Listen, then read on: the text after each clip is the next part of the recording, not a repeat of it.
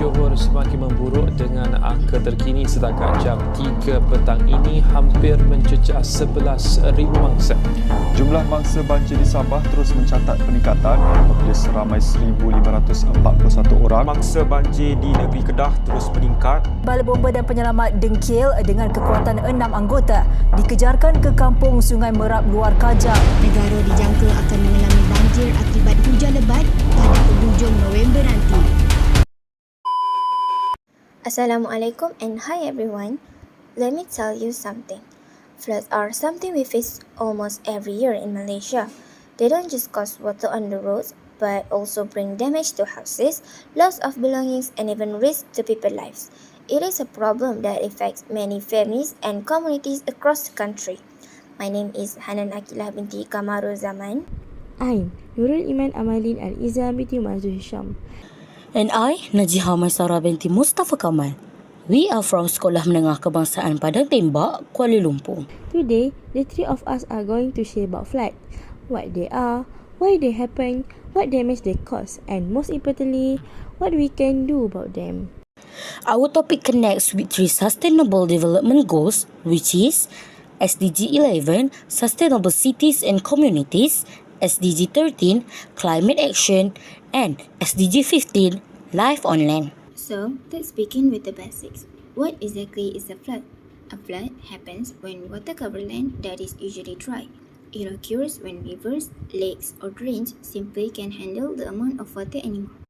Now, floods aren't rare. They can be triggered by heavy rain, overflowing rivers, melting ice, storms, or even dam failures.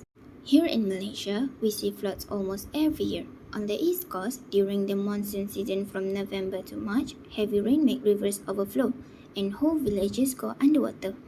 At the same time, even in Kuala Lumpur, just one sudden heavy rainfall is enough to cause flash floods. So, as you can see, floods are not just a rural issue. They affect both kampung areas and big cities alike. Now that we understand what floods are, let's look at why they happen so often. The first cause is heavy rainfall. When it rains heavily in a short time, the ground and drains cannot absorb water fast enough. The second is poor drainage system. In many cities, drains are too small or closer with rubbish. Instead of canalizing water away, they overflow, flooding streets at home.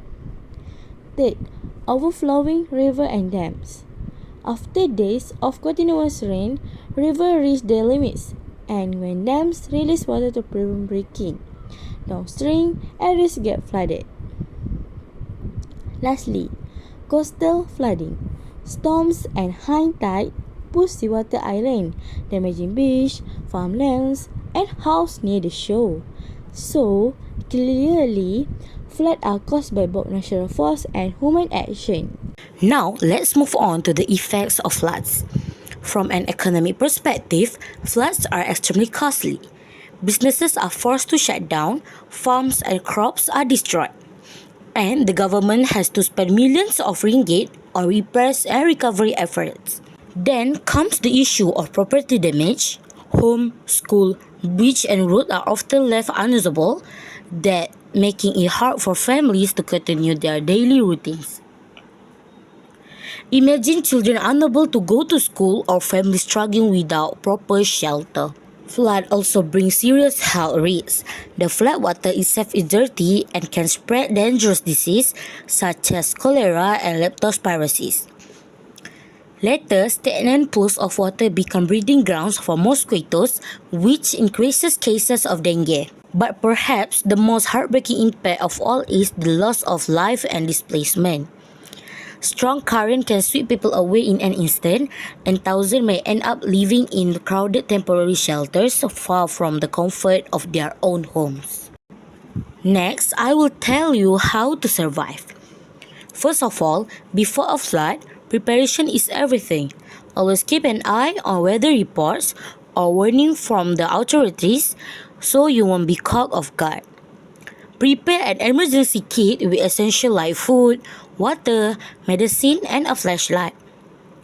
And don't forget to move your important documents, valuables, and electrical items to higher ground to protect them from water damage.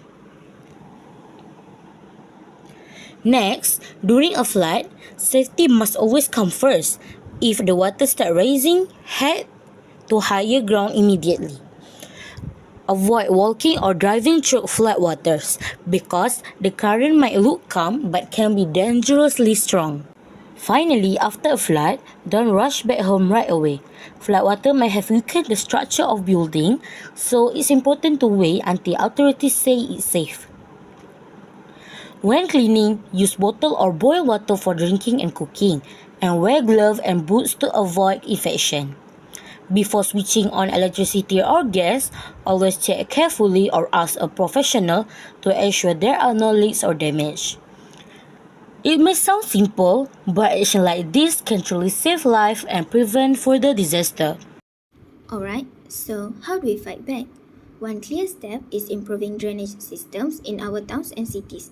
If drains are bigger, cleaner, and well maintained, they can channel water away before it builds up.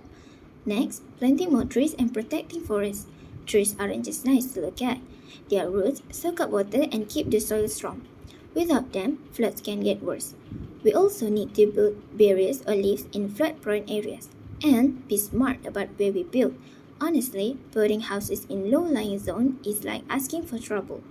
All of these solutions connect directly to the SDGs.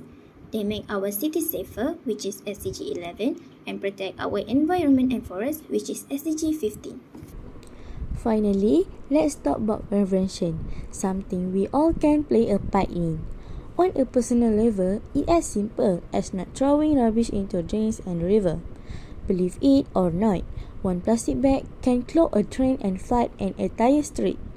On a bigger scale, government and community need to act together. Cities should have proper drainage system, more green space, and strong flood barrier. Early warning system and awareness campaign are also important because when people know what to do, they can respond quickly and safely. In the end, floods in Malaysia are not just about water. They are about people, safety, and our future. By working together and following the Sustainable Development Goals, we can reduce risks, protect life, and make our community strong. Together, we can build a safer Malaysia. That's all from us, and thank you.